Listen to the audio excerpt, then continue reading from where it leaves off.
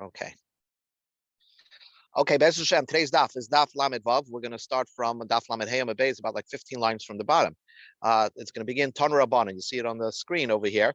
And here we're talking about, again, the Jewish people wrote the Torah on Har Grizim and Har Evel. And what was the purpose of writing this Torah on stones, on 12 stones? The real idea was that the Goyim should come and take a look at the stones and see, hey, the Jews got the gift of the Torah, and what does it say in there? And maybe there's something for us. They should learn a lesson from that. So that's what the purpose of writing the Torah in 70 languages. Tanur Rabbanan, the rabbis taught, Ketzad Kosv Yisrael Torah. How did the Jewish people write the Torah? Rabbi Yehuda says, Al Gabe Avonim Kosavuha. They wrote it on stones. Shenema v'chasafta al Avonim, as called Divrei Torah Zois. You should write the Torah, engrave it on the stones. But then, then according to Rabbi Yehuda, actually they put a coat of plaster on it, so you can't really read it when there's a coat of plaster after you engrave it. So Amalai Rabbi Shimon says, I don't understand Rabbi Yehuda. According to your opinion, how did the other people, how did the Goyim come to read the Torah?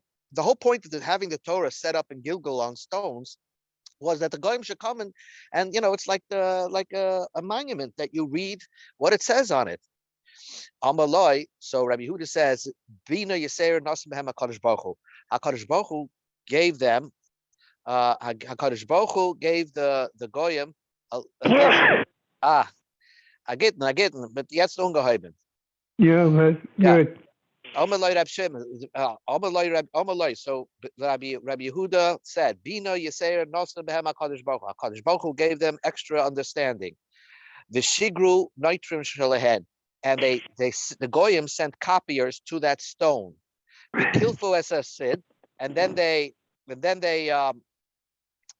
peeled off the plaster. They see Uhu, and then they copied it. They copied what it says in the Torah. So basically, they were supposed to take the copies of what's written there and try to put it together when they came back to their own place. That's why the Goyim are sealed to go to Gehenna. They had an opportunity to read what the Torah says, and they didn't read the Torah. That's Rabbi Yehuda's opinion. Says the Gemara, Rabbi Shimon says it wasn't meant for every goy to come learn Torah. Really, first Rabbi Shimon says Al Gabe Sid Kasavua, and it was written on plaster. That means first they plastered the stone, and then they wrote the whole Torah. They wrote the Tayag Mitzvahs on these stones. Then it wrote the Kasra and Lamata, and it says on the bottom that we should get rid of all the Goyim that are living in Israel, from the seven nations. In other words, the Kadosh Baruch Hu said, I want you to get rid of all the Goyim living in Israel, because I don't want you to learn all the disgusting things that they used to do, the repulsive, we have no idea, but we could get some idea of how repulsive society was there. Now, the truth is that HaKadosh Baruch Hu wanted them all out of Israel. And according to Rab Shimon, if the Shivas Ha'amim would have left Israel and gone somewhere else and did tshuva, then they would have not been. There wouldn't have been a problem with them. But now that they didn't, if they would have done tshuva, they would have accepted them. So the Gemara says like this: my time with Rab Shimon. What's the reason, Rab Shimon, that they first engraved the Torah and then they first plastered the stone and then they wrote the Torah on it? Because the pasuk says, all the nations of the world are going to Gehenna because they didn't learn what's written on the plaster. And so therefore, they should have learned, they should have done tshuva. Rabbi Yehuda says, Kisud, Masid, Ein Lech Tekon El Sefer, I Oisn Umas Oilim, Ein Lehem Tekon El Sefer. Those just, it's compared to plaster, but just like the plaster, the only way to get rid of plaster is to burn it. So also those nations that didn't learn the Torah, they have no way to fix themselves, only to go through Gehenna. So basically what we just learned is that Rab Shimon's opinion was that basically they wrote those stones, they gave the Taryag mitzvahs on the stones, but basically it was for the nations living in Israel to come to the top of Gilgal and see what's written on the stones, and saying that if they would go to another place and do tshuva, they would be accepted into Israel. And so in other words, Hashem said, kill out all those nations only if they stay in Israel. But if they leave Israel and they do tshuva, we would accept them as gerim. So Kaman also, who's the opinion of the following brisa? Tanya, that we learned in the brisa, Vashavisa Shivyoi, that if we capture a beautiful girl, a Goyish girl, in a war, so the Torah says you're allowed to marry this Garisha girl and even force her to become a ger. That's the concept of Yifas Torah in Parshas Kiseitze. The Rabbims, Kananim, Shebechutz, even the Canaanim, Phoenicians that left, that you're supposed to kill out all the Canaanim. If they left, they went to Chutz La'aretz, outside Israel, and then we went to war outside Israel, and we got these prisoners of war. If they do tshuva, Mekabel and Isa will accept them as part of Klal. So you don't have to kill them. Let's go to the next page. So they go to the top of Lamed Vav Amud Aleph. Now, the Gemara says, so who's the opinion of this brisa? Come on, Rab Shimon. The opinion of the brisa is Rabbi Shimon. Okay, the Gemara continues on to what happens when they cross the Jordan River. Boyere, come and see, Kama Nissen. There were many miracles that happened that day. And this all happened in one 24-hour period. Over Yisrael, the Jews crossed the Jordans. As you know, the Jordan split. They came to Har Grizim and Har Avel. Now, from the Jordan to the Mount Grizim and Har Avel, which is near Shechem, is Yasim Mil. It's more than 60 miles.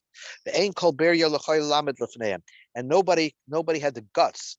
All the Canaanim, all the Shivas Amin were watching the Jews crossing in, and nobody had the courage to stand up against the Jewish people. Anybody, any Canaani or anybody from the 7 nations that came to the Jewish people, Miyaditras, his bowels loosened up. He was so frightened that he made in his pants, basically. Shenama, God said, I'm gonna the panic. I'm going to send before you, and I'm going to totally melt away the heart, the people that you're coming to. There's another pasuk that says, "Tipol aleim imasa v'fachad." It should fall on the goyim. Imasa is panic, imasa is dread, v'fachad and panic. Ad yavar amcha Hashem, until the nation of God passes through. So that's exactly what happened. When we walked across the Jordan, all of a sudden, like their mouths were open. They didn't have the courage to even approach us, because if they would have approached us, they would have been so frightened of us that they would have, loosened their bowels and have an accident in their pants. And Zubir Shina, that's the first time when we came into Israel. And then the pasuk says, by the Shir Hayam, Ad Yavar Amzu Kanisa, by this nation that you acquired, they passed through again. So this is Zubir Shnia. This was during the second Commonwealth, when we came back from Bavel after the first temple was destroyed, and we came back to rebuild the second temple. The truth is that what should have happened is that all the goyim should have been afraid of us. But what happened was, a great miracle should have happened by the second coming, just like it happened when they came to Eretz Yisrael the first time with Yeshua. Because the Jewish people had a chet. In other words, they married goyim. They also married goyim, and then because of that, or they had chet kataim already still from the first bias. So therefore, the second Commonwealth, the second building of the temple, was done under the auspices of the Persians, and it was not the same. It was not the same fright and reverence that the goyim had when we first came to Eretz Yisrael. Then the Gemara Baisis continues. After, on that day, they brought the stones, they built the mizbeach, and then they plastered it. Because of the lamb, it's called Divrei Torah. Then they wrote the Torah. Basically, they wrote the Taryag mitzvahs, b'shivim lashon in 17 language, Nema ba'er heitev. Then the Helu Oilish Shlomim, and they started bringing carbonis there, right on top of Har Griz and Har Avel. Like I said, I think archaeologists have discovered kosher animal bones. And the Jewish people ate, drank, and were very happy. And this was all in one day. Then they did the procession and of the brachas and klolos. The kiplu esavonim. Then they dismantled the stones of the mizbeach, Gilgal, and they came to sleep in Gilgal, and that's where they set up the stones again. The Torah tells us take those stones and put it in the place where you're going to overnight. Where the Jews overnighted in Israel, that's where they set up the stones. Where you will sleep that first night, and that was in Gilgal. Those 12 stones that they took from the Jordan River, they carried it 60 miles to Har Grizim and Har Eval. They built the Mizbeach with it. They wrote the Torah on it. They dismantled the Mizbeach, and then they brought it all the way to Gilgal, and they set up the stones. The idea was, again, the Goyim should come to see that the Jews accepted the Torah in the desert. Look what we have. We were supposed to be a light upon the nations. The Gemara continues. Tana, we learned in the Brisa, Tzira loy over imam. The dragon, the Torah describes that Hashem says that it's going to be very easy for you to get into Israel and destroy these people. Why? Because there's going to be a dragon shooting poison. So the Torah says, the Brisa says that Tzira, the dragon, loy over imam, did not cross the Jordan River. It only was working during the time of Moshe Rabbeinu. So the Gemara asks upon that below, is that true? Doesn't the pasuk say so that Kadosh Baruch Hu says that the Tzira is going to come, the dragon is going to come crossing the Jordan River. So what does it mean? It stood at the edge of the Jordan and started throwing poison across the Jordan. So the Tzira did help out in the war against the 7 nations after we crossed the Jordan, although the Tzira itself did not cross over. And now, what was the power of this Tzira, this dragon? It causes blindness, the people by their eyes, and it causes them to be impotent at the bottom. In other words, it's a double-edged sword. It gets you on the top and on the bottom. Shenema, the pasuk says, God says in Amos that I destroyed the Amori before you. Their height is the height of cedar trees. And they're as strong as an oak tree. And I destroy their fruits from the top, and their roots on the bottom. So that is how this tzira worked. It stayed on one side. It threw this fire poison across, and it got the people on the top by their eyes, and it castrated them on the bottom. That's how the pasuk describes it. Rapapa states really there were 2 dragons. Actually, the one from Moshe Rabbeinu stayed on one side, and it's mashma from the psukim that the same one did not cross the Jordan. But Yeshua invented another dragon, a different type of dragon that Yeshua, and b'schus, and the merit of Yeshua, we had another dragon that joined Yeshua in the fight after they crossed the Jordan. So that's what Rapapa says. Stay tzerois havai. There are 2 dragons. Chada de Moshe, one belonged to Moshe, that didn't cross the Jordan. Chada de Yeshua, and the one that belonged to Yeshua. The Moshe lay Ava, the Yeshua Ava. The ones of Moshe did not cross the Jordan River, and the Yeshua Ava, the one of Yeshua, did cross the Jordan River. Then the Gemara continues. We remember we said Shisha Shvatim Olul Rosh Har Grizim. There were 6 Shvatim that went to the Har Grizim, and the Torah describes there's 6 in a certain order. You look in the Chumash in Parshas Kisavai, it tells you off the top of my head which Shvatim went on Har Grizim and which of the 6 Shvatim went on Har Eval. But the pasuk describes that the ones going on Har Eval were called Hachetziyah, the other half, and the other half. What does it mean, the other half?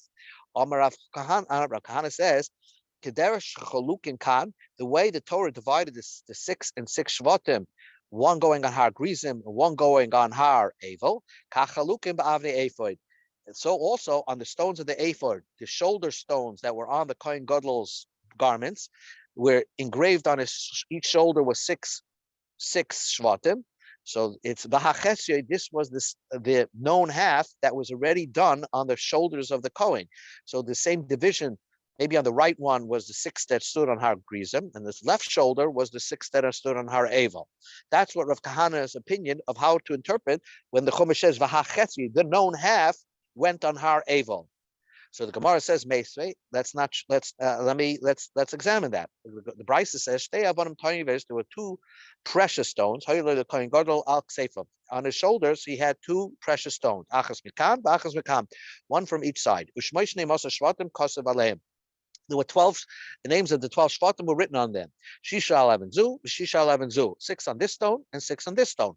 Shnema Shisha Mishmois Malev and Achas, Mishmois Hashisha Hashenis, Hashnia Kisol Doisam.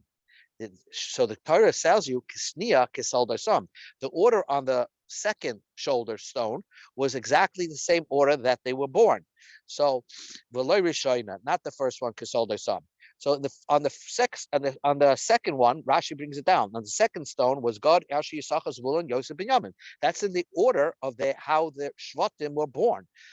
So you would think on the previous shoulder, on the first shoulder, you would have Reuven, Shimon, Levi, Yehuda, Dan, Naphtali. Except no, it was not that way, because only the second stone was exactly the way it was born. The Tanakama holds Yehuda Mukta. In this case, Yehuda was first, as you see the Rashi 4 lines from the bottom. So on the right shoulder was Yehuda, Reuven, Shimon, Levi, Dan, Naphtali. More or less, it was the order they were born, but they put Yehuda first. Shnia Kisel Dasam, V'Larishayna Kisel Dasam. Nesha Yehuda Mukta. And the pasuk says, the Gemara says, V'Chamishim Oisisaya. Exactly 50 letters. Esr V'Chamesh 11 Z. The Efer Chamesh 11 Zay.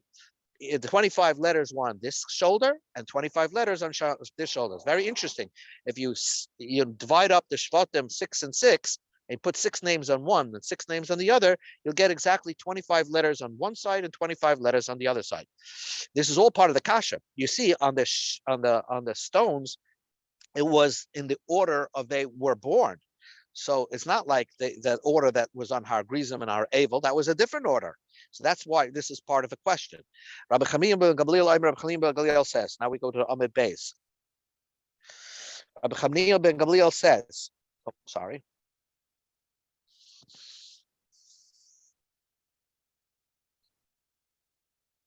Rabbi Chamim Lamed Vavam Bebeis. It didn't go in that same order that you see it in, let's say, Parshas Bamidbar, for example. That's not a good example how it was in the Avnei Ephod. El Kadei Shechalukim B'Chumash Sheni. The way they are divided in Sefer Shemos. In the beginning of Sefer Shemos, is another division how you order the Shvatim. Ketzad. Bnei Leah Kesidram. The sons of Leah were Kesidram, were in order. Bnei Rochel Echel Mekan Be'echel Mekan Bnei Shvachas Be'emsa. So look in the Rashi. In the Rashi, 3 lines from the top, I have it in green. In the Sefer Shemos, it lists Reuven, Shimon, Levi, Yehuda, Yisachar, Zvulun. So that would have been on one stone, according to this Tana. And Basheni, on the second stone, was Binyamin, Dan, and Naphtali, Gad, V'Asher, Yosef. So they split up Yosef and Binyamin on top, Yosef on the bottom. That's how in the first few psukim of Parsha Shemos, that's the order. So now, the Ella Ma'ani Miskayim the Kisol Daisam.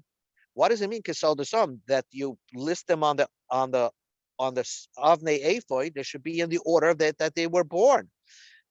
So that's a completely different order. And says the Gemara, Kisol Daisam means the names that they were called at birth, that when you write them names on the stones, it should be the names that you call them at birth. You write them according to the names that their father called them, and not like the names that Moshe called them. Ruvain, Ruveni, Shimon, Shimoni, Dan, Hadani, Gad, Hagadi. So in Ruvain, in Moshe Rabbeinu, seemed when he listed in Parshas Bamidbar, he listed the names of the Shvatim, and he called them Reuven, he called them like Reuveni. Shimon, he called Shimoni. Dan, he called Hadani. Gad, he called Hagadi. Bottom line is, we're up to this Tiyufta, okay? We're up to Tiyufta.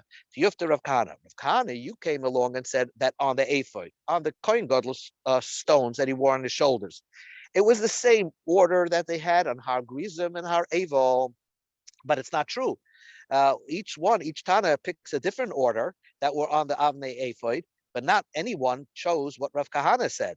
And says the Gemara to Yufta. So that is a refutation against Rav Kahana.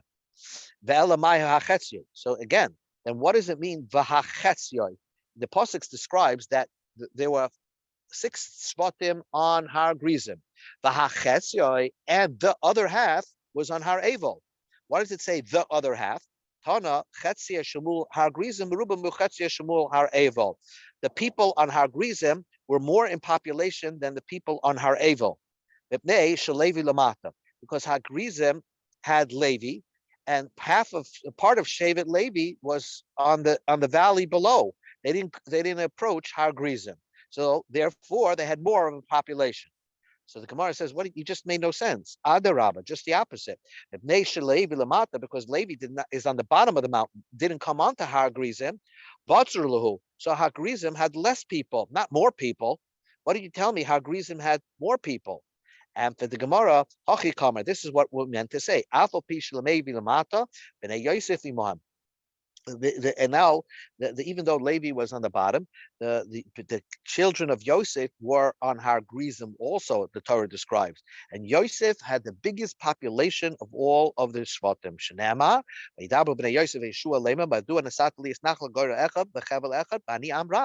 They told Yeshua that when Yeshua gave them a piece of land in Israel and he divided up the land, they told Yosef, the kids of Yosef said to Yeshua, "You're giving us a small piece of land. We have so many kids. We have so many people in our shevet."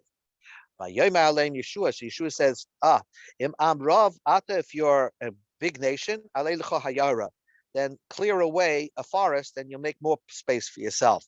But what Yeshua meant to say is something else. Very interesting. He says, don't tell anybody that you have so many kids. I want you to hide yourself by the forest. I don't want an ayin hara to get to you. You have so many people. Don't tell everybody. Amrulay, so the Yosef children told Yeshua, Zara the Yosef, we come from Shevet Yosef. There's no such a thing of an ayin hara by us, because the pasuk says the game people climbed over the wall just to have a look at Yosef. Ale Oyin, look at that word. Ale Oyin. Amar Rababo said, Al Tikri Koire Ale Oyin. Don't call that pasuk Ali Oyin on the eye. El Oile Oyin. Yosef was above Ayin Hara. He was above Ayin Hara because he guarded his eyes and did not sin with Ashes Patifer. Therefore, he was protected from Ayin Hara. Rabbi Yosef Bar Chanina Amamahacha. I'll give you another pasuk that says, Yaakov blessed Yosef to be like fish. He should produce an offspring like fish. The water covers them, the fish in the sea, and there's trillions of fish in the sea. Because there's no ayin hara there, they can have a large population. So now the Gemara says, Hani chamishim oisiyos. You told me there's 50 letters. If you divide up the Shvatim in 2 parts, you get 50 letters. So you get 50 letters, 25 on each. So the Gemara had made the calculation, and chamishim nechichada having. If I tally up the letters, it's actually 49, not 50. Again, this is a Daf Yomi coincidence. We're in Svira. Rabbi Yitzchak, Yosef Achas. In the Ephod, they actually put an extra letter by Yosef. Shenema, the pasuk says, Eidus Yosef. They changed Yosef's name to Yehoshef. They added a hey to his name, and they added a hey to his name. So therefore, when they put him on the Ephod, his name was spelled not Yosef but Yehoshef. This was today's Yom. So the Gemara asks, don't we need that the people names on the ephod should be the names that they were given at birth? So then the Gemara retracts from that. Yes, you're right. So Yosef was spelled with Yosef, not Yehosef. The hey was added later on.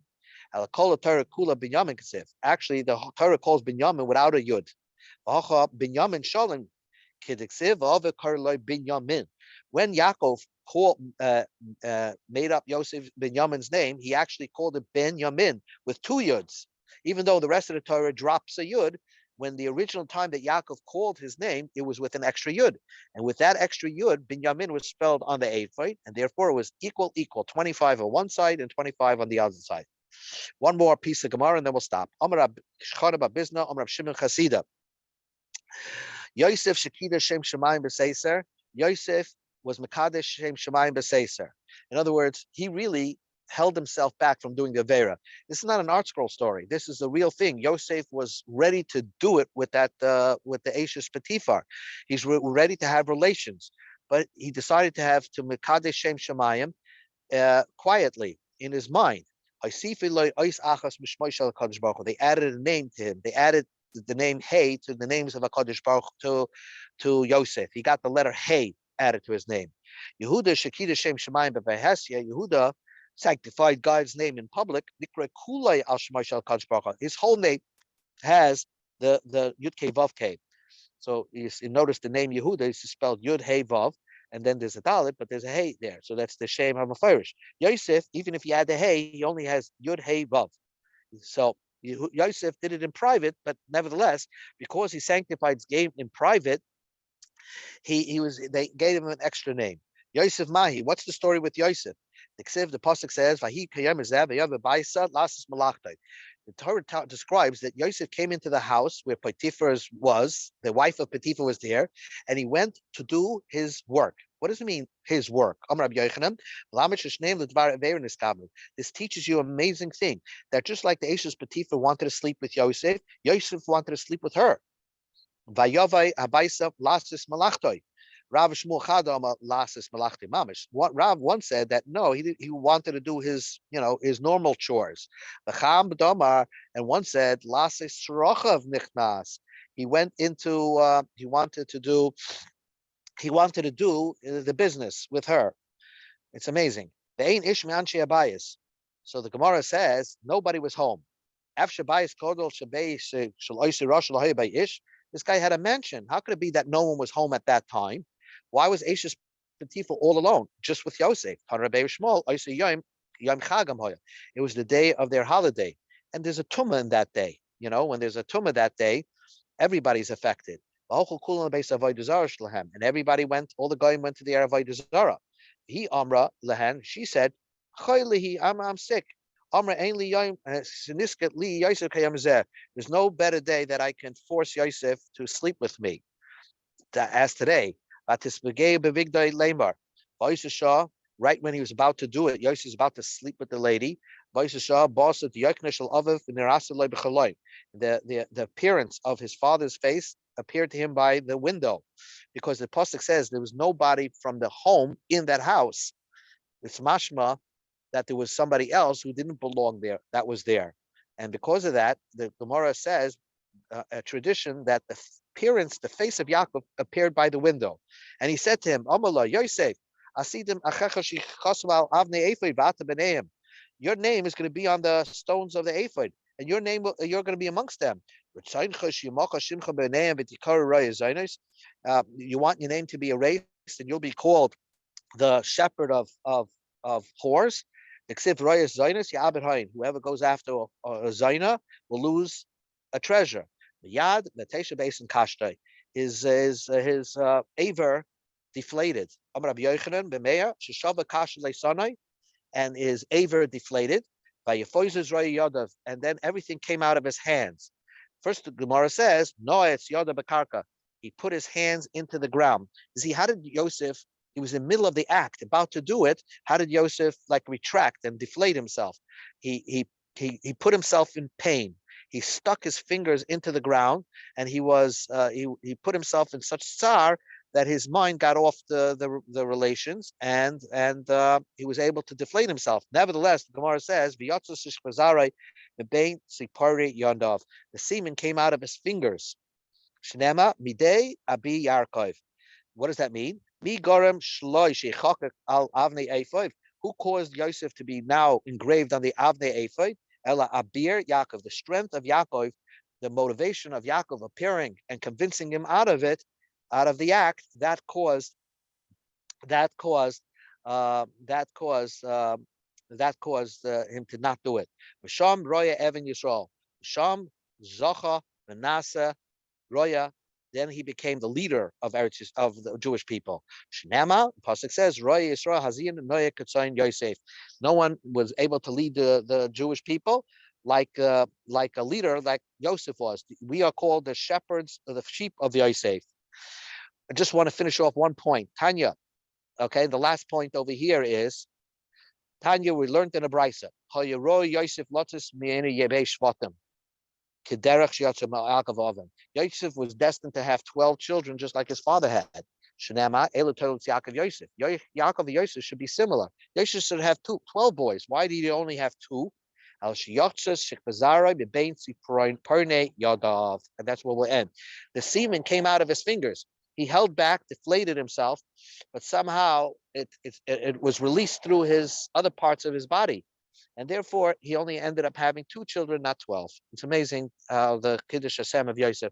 And these are all private Kiddush Hashems, which we know because of that, you can never judge anybody. You never know what kind of challenges, mental challenges, a person goes through, and that he overcomes that.